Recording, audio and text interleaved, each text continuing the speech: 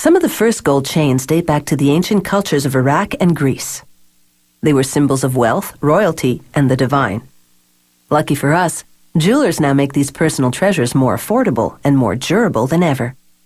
But you may be surprised to learn what they put in the gold to make it better.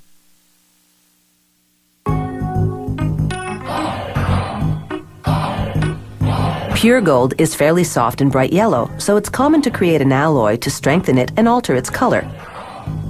Copper lends a reddish hue, and brass helps the alloy melt more quickly than gold and copper would alone. Depending on the ratio, adding these metals produces 14 or 18 karat gold. They melt the mix in a crucible at 1010 degrees Celsius.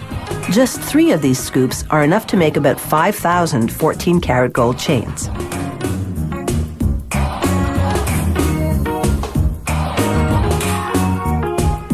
A worker pours the molten alloy into a casting machine.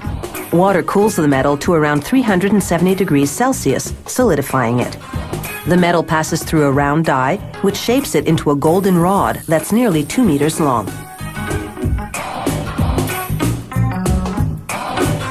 After cutting the rod in half, workers pass it through what's called a breakdown mill. The machine reshapes the rod from round to square, so it'll be easier to stretch.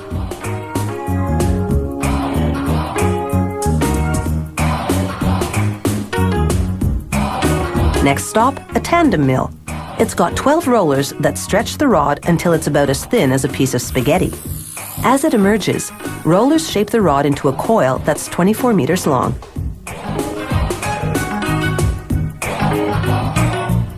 Workers soften the coiled metal in an oven.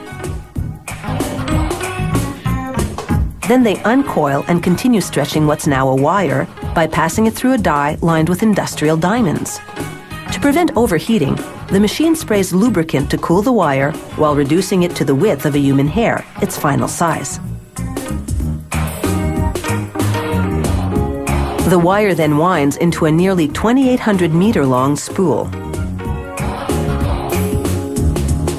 Next, they unwind 32 of the spools and run the wires through another oven to soften them even more. Just in case you're thinking working here is a golden opportunity, you should know that security is very tight.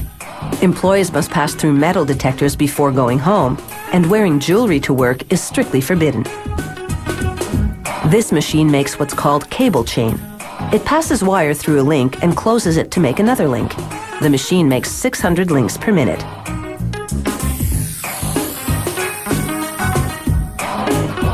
Here, a worker does a random quality check. This machine makes a chain in what's called a Venetian style. The wire passes through a channel where mechanical jaws bend it over a die to make a link with the preceding segment.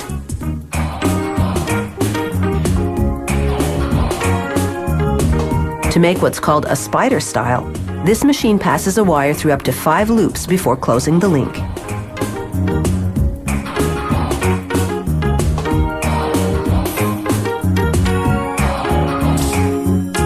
For a Figaro-style chain, this machine makes 3 short links before a mechanical arm moves the chain to another area to add 1 longer link. The arm then moves it back to add 3 more short links.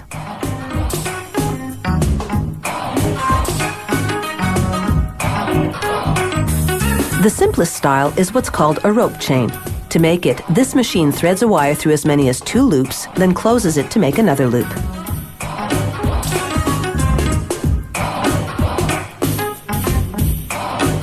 They coat the finished chains with a lubricating powder that prevents the links from sticking to each other during the next step, when they heat the chains to 815 degrees Celsius. This activates a soldering agent added to the metals earlier. It fuses the ends of the links to each other. This machine welds a link to a clasp on the chain. A tag indicating the gold quality goes onto the clasp. Finally, the chains go through 4 chemical baths, which thoroughly clean them. Then workers plate them with a layer of 14 or 18 karat gold. Plating gold with gold creates a more vibrant finish. After one last quality check, these chains are ready to dazzle their way to a neckline near you.